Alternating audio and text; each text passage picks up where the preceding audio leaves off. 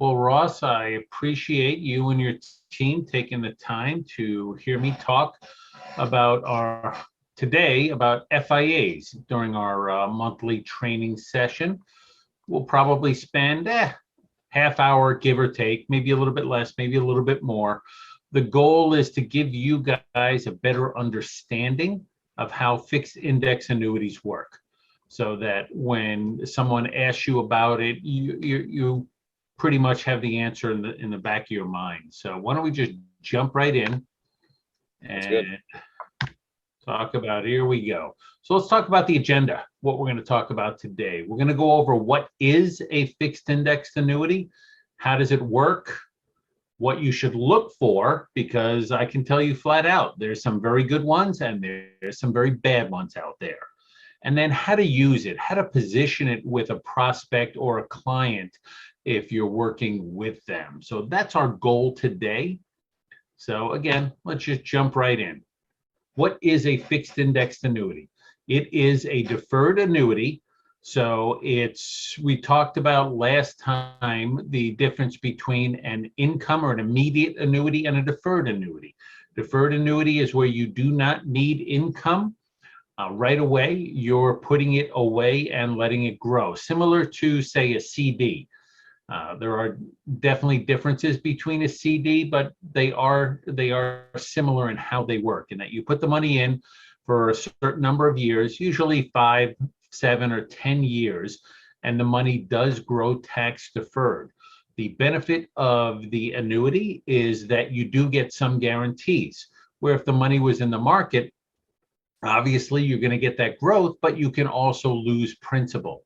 With a fixed index annuity, you cannot lose principal, and you do have some growth potential. You don't have as much growth potential as, let's say, a mutual fund or an individual stock, but you do have some. And the reason for that is because it is indirectly invested in the market. So let's take a look at the different types of annuities out there. So on the green, you see the least risky deferred type annuities, AMIGA. AMIGA is basically a jazzed up CD where everything is fully guaranteed. Say if you go into a 5-year CD, you know that you're going to get a certain rate of return each year. Same thing with AMIGA. It stands for multi-year guarantee annuity, where if you go into, say, a 5-year MIGA, and let's say you get a 3% return, you're going to get 3% guaranteed each year. And at the end of 5 years, you can take the money out, roll it over, and do whatever you want with it. Fixed indexed annuity is very similar to a MIGA in that you can't lose money, yet instead of just getting a guaranteed rate of return, your money is invested indirectly in the market through indexes. And we're going to go into a lot more detail about that. Buffered annuities are similar to an FIA, but the guardrails are not, say, 0 to maybe 6 or 8% return. A buffered annuity is more, you can lose a limited amount of principal, maybe 5%, possibly 10%, but your upside is a lot higher, maybe not 6 or 8%, maybe 10, 12, or 15%. So a buffered annuity is similar to an FIA, just the guardrails on how much you can lose or how much you can gain are widened. And the variable annuity, all bets are off. You can lose 50% one year, you can gain 50% one year. The benefit of the variable annuity is that you do have the tax deferredness like a typical deferred annuity, but you are invested in sub-accounts, which essentially are mutual funds. So those are the 4 main types of deferred annuities. So let's talk about a fixed index annuity. And I'm going to start with an example. So let's say you have a client that wants to invest $100,000 in a fixed indexed annuity. And we're going to use an example that it's going to be a 1-year point-to-point invested in the S&P 500 index with a 50% participation rate, a 5% cap, and a 1% spread. You're probably thinking to yourself, oh my God, what did I get myself into? What we're going to do is we're going to take each one separately, and hopefully I'm going to explain them in a way that you understand how each one of these work. So let's start with the 1-year point-to-point and what that means. Basically, what it means is that, say, the client puts the $100,000 in today. 1 year from today, the client is going to find out how much that accumulated.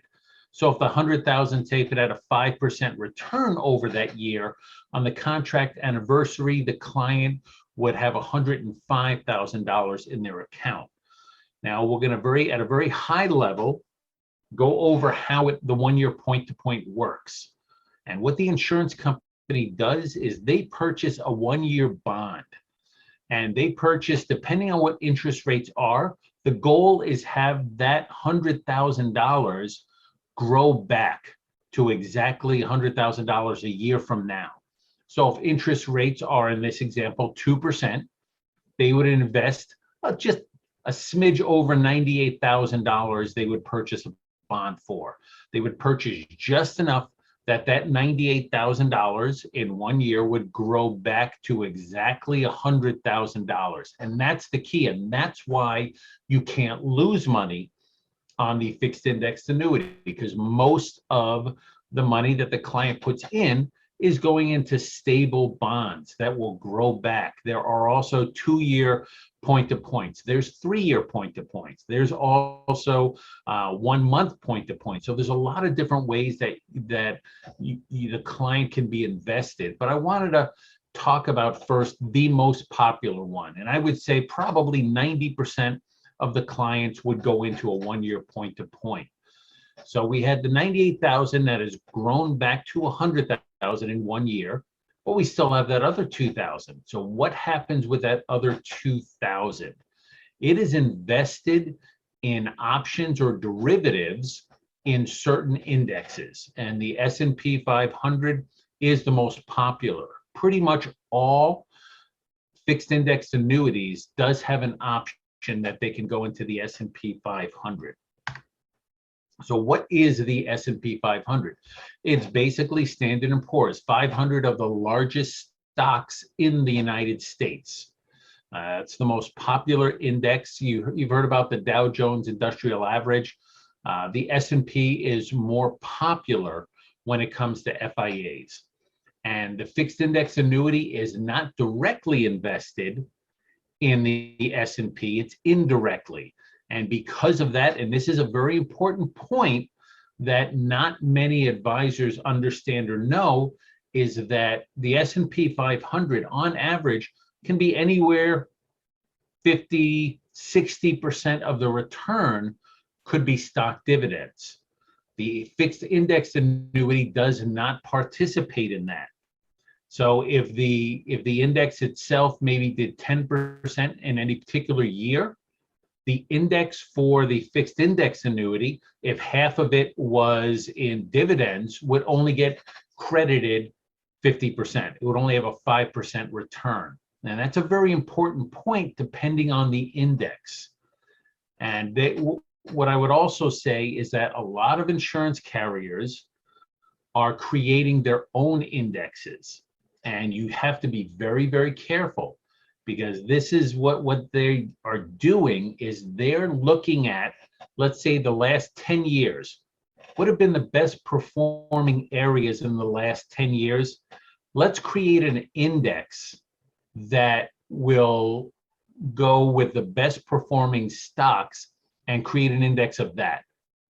And not all carriers are doing it, but some carriers definitely are. So they're saying, well, back-tested numbers, our index did 17% return over the last 10 years. It's sort of they're cherry picking the different stocks. So again, not all carriers, but you just have to be aware.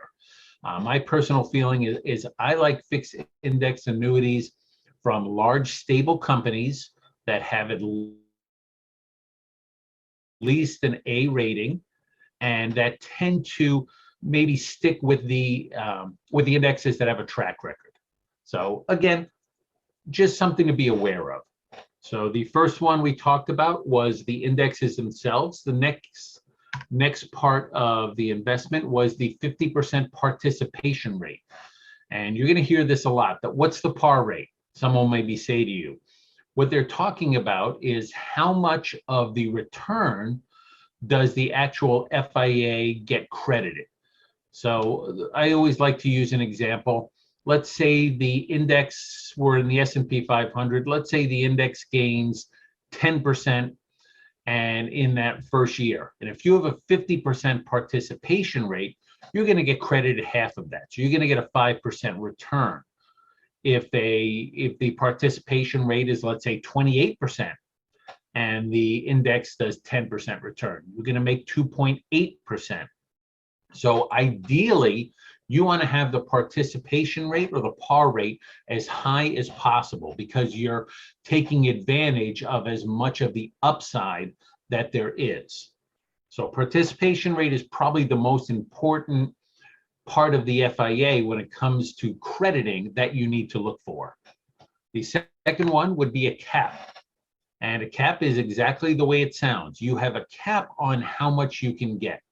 Again, let's use that 10% return. The market does 10%. If there's a 5% cap, guess what you're going to do? You're going to do 5% because it's capped out. That's as high as it can go. If the index gains 3% and there's a 5% cap, well, you haven't reached that, so you're only going to get a 3% return on the index.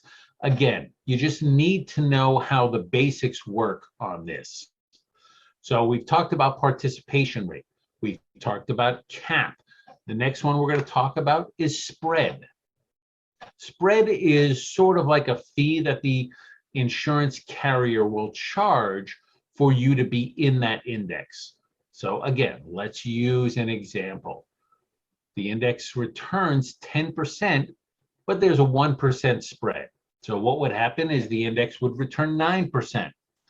Again, let's use the example from last time. If there's a 3% return and there's a 1% spread, it's going to do 2%. Pretty straightforward. You just need to be aware of the different crediting strategies that are out there. So we talked about participation rate, we talked about cap rate, and we talked about spread. You will very, very rarely see all three of them at once. Usually it's just one of them. Usually if it's in the S&P 500, there might be unlimited participation rate, but it may be capped at like 3 or 4%. That's what's happening right now. You're only going to see one. A lot of times, if you see a high participation rate, there are some that are 130%, even up to 150%. So if the index did 10%, you would get credited, say, 15% or 13%. Those tend to have a spread on there, sometimes usually between 1 and 2%. So again, you just need to take the time and look at what the different crediting strategies are. So which one is worth looking at? I can tell you right off the bat, participation rate is king. That is the most important thing to look for. You want a high participation rate. Spread, it is annoying. If you have a 1 or a 2% spread, it is what it is. But if you can, stay away from caps because it keeps you from being able to really reach the potential for the product itself. So if you have a choice of, let's say, a 40% participation rate, but a cap of 3, you don't want to go anywhere near that because say if the market does a 10% return, if you would have been the 40% participation rate, you would have done 4% return. But with a cap at 3, you can't go any higher than 3%. So the goal is to get uncapped, low spread, high participation rate. If you can get that, then you're usually in a pretty decent product. So we've talked about the crediting strategies, but there's a lot more to the fixed index annuity. There's a lot of different bells and whistles that come with these products. And I'll go through each one of them quickly.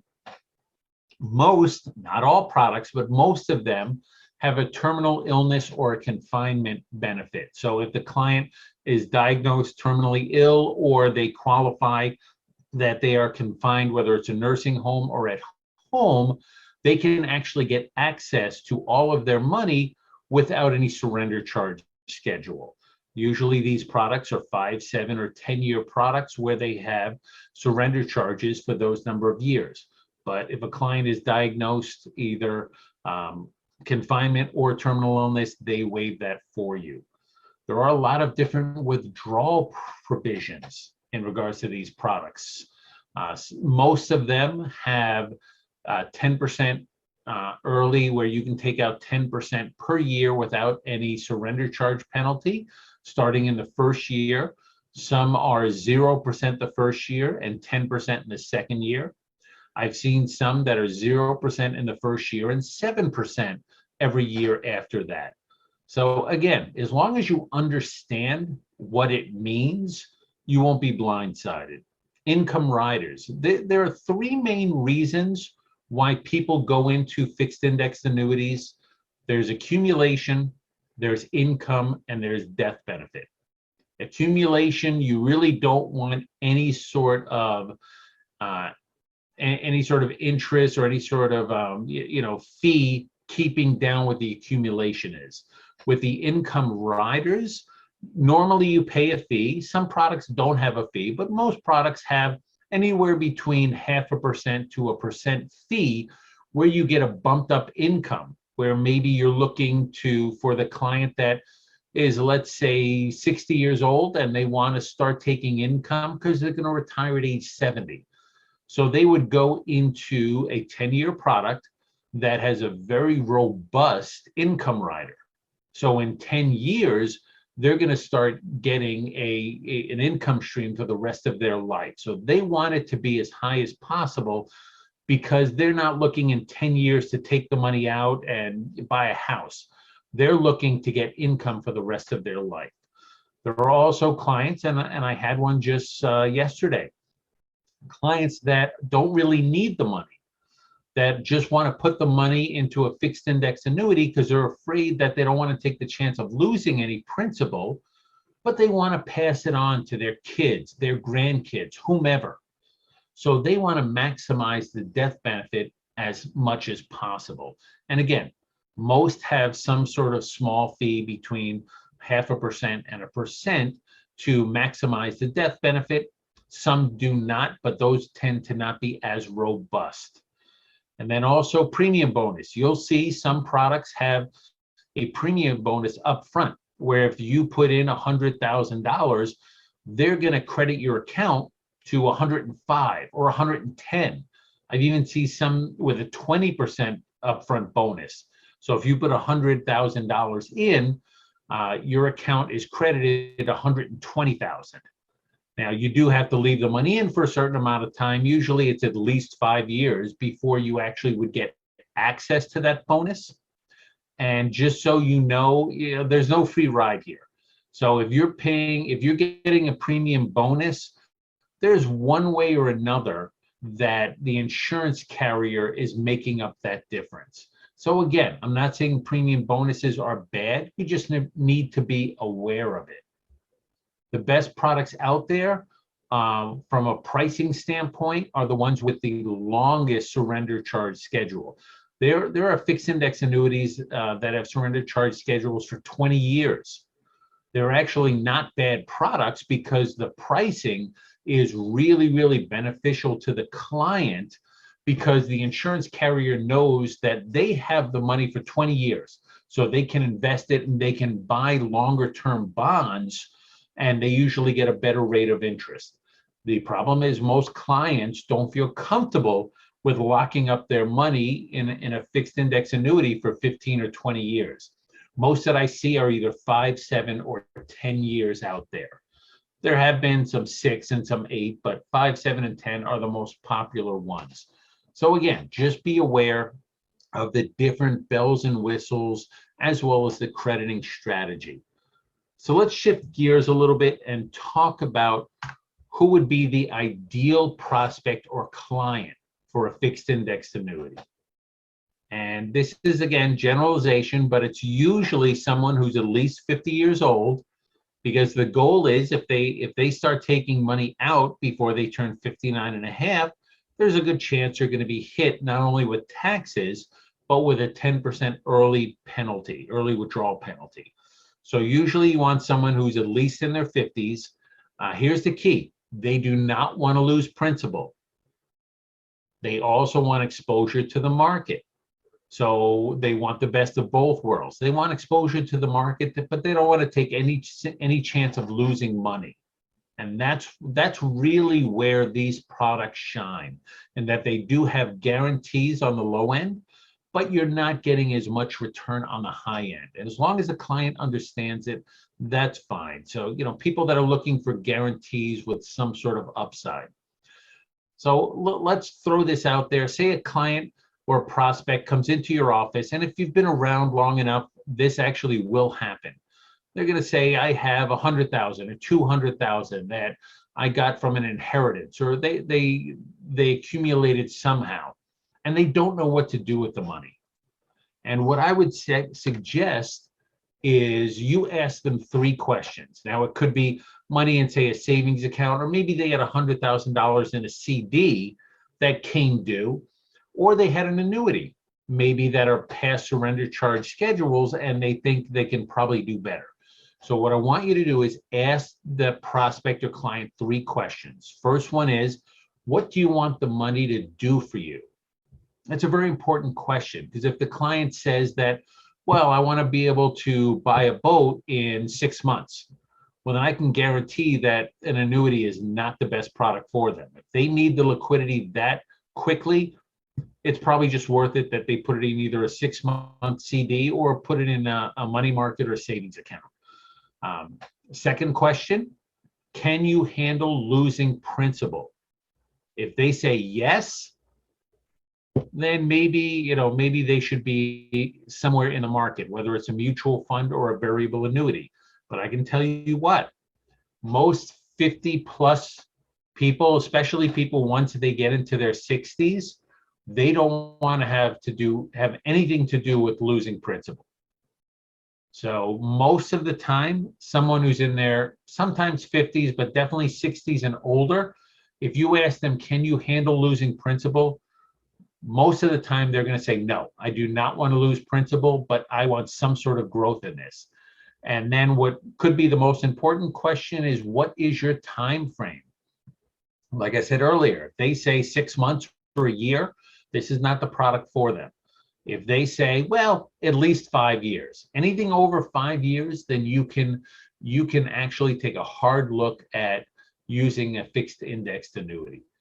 So that's what's important. Someone comes in, whether they have money, whether it's in a CD that came due, or if you notice that they have, I don't know, $50,000 sitting in their savings account, and you ask them, why do you have that much? Well, I didn't know what to do with it because there's nothing really safe out there that is going to give me some sort of decent return.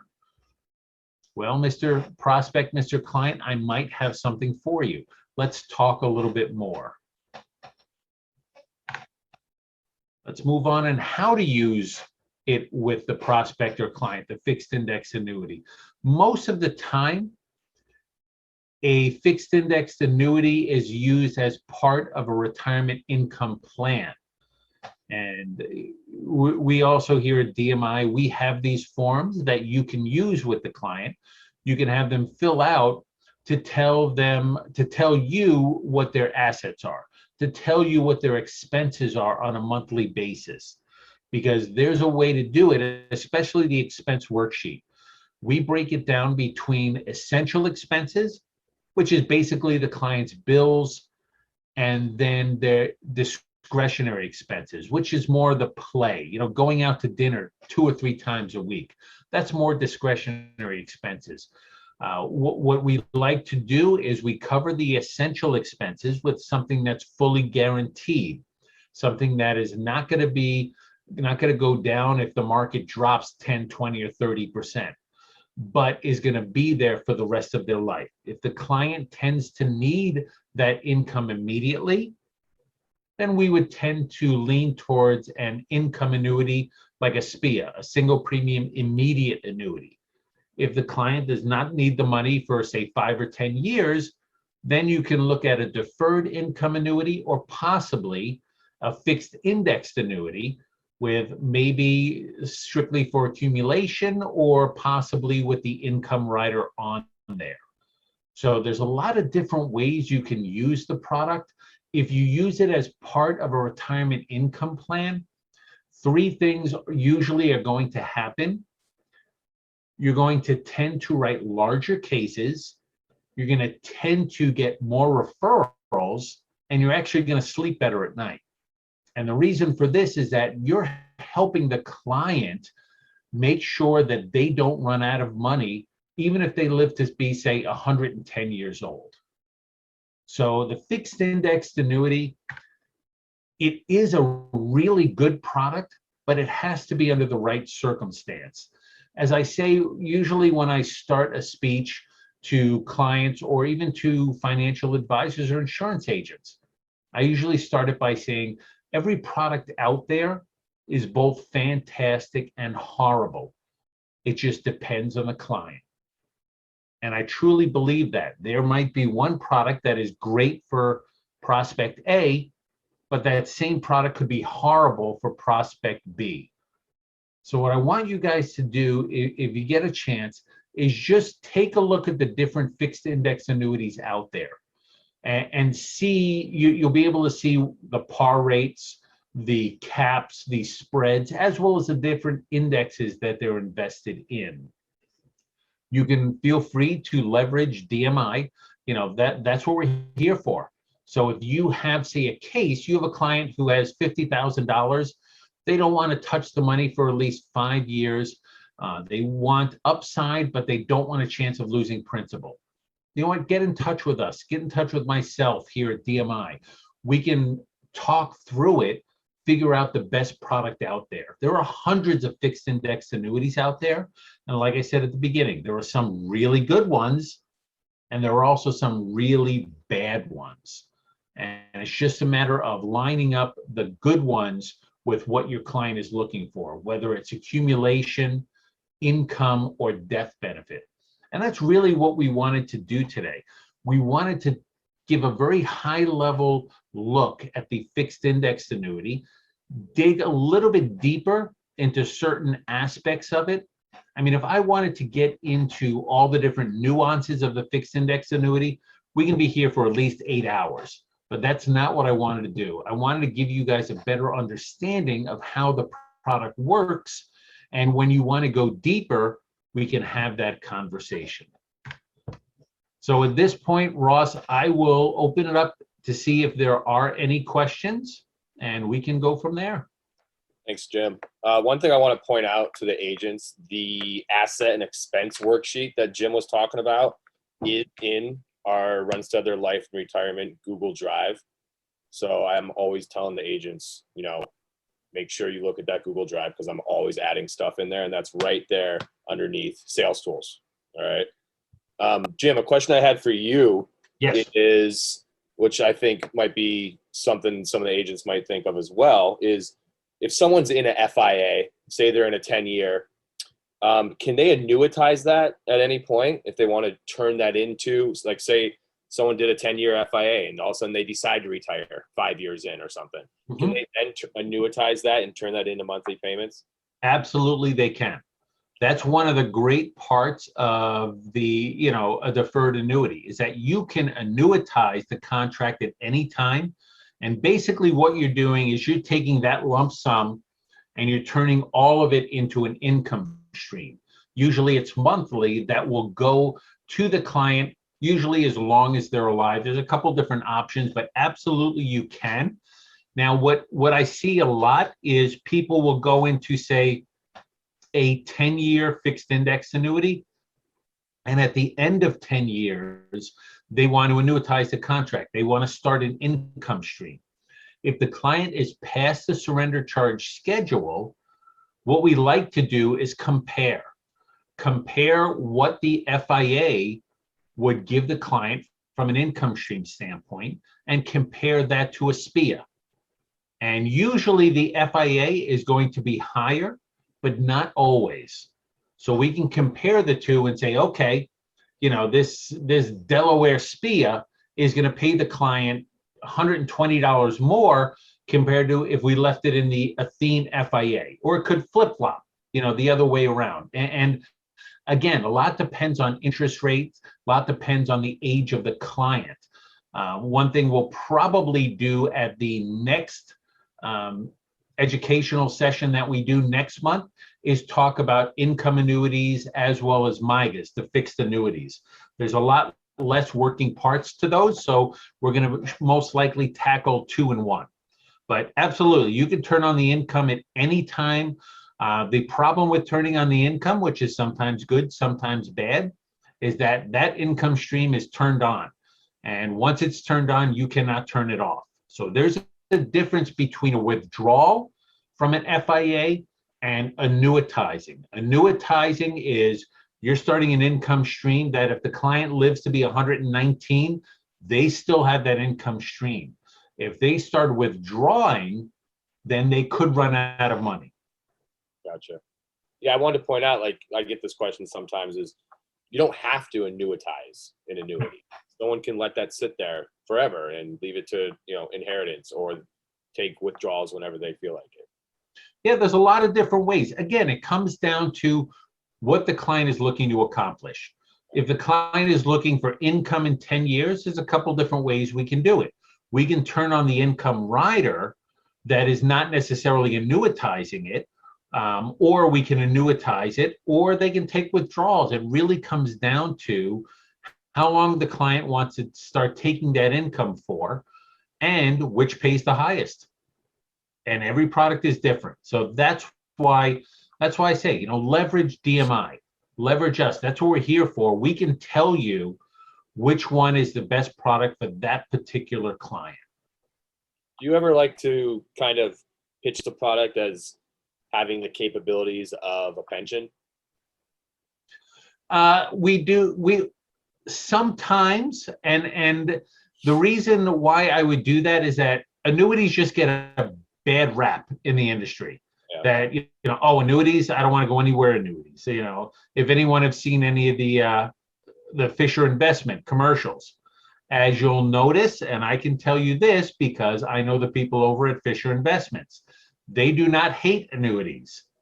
What they do, it's a marketing ploy because they go right up against variable annuities. So they go against all the fees that variable annuities have, and a lot of times they are pretty high, but with those fees, you get guarantees. So in regards to annuities, they're not necessarily a bad thing. When I talk about income annuities, if you listen to any of the people in the industry, my friend Stan the Annuity Man, he usually says pension annuities. A good friend of mine, Curtis Cloak, in the industry, that's what he calls them, pension annuities. It's the same thing. So what is Social Security? Social Security is a pension. Yeah. What is Social Security? Social Security is an immediate or an income annuity. So it's just, they're using different words, but basically it's the same thing, where you take a bunch of money, you give it to the insurance company, and they pay you an income stream for the rest of your life. So if you're more comfortable saying pension annuity or, pension builder, that's absolutely fine. Okay. Because people glorify pensions. They think it's, the greatest thing on earth because they're rare now. Yeah, but a pension is an income annuity. It's just, that's exactly what it is. It just, they call it a pension.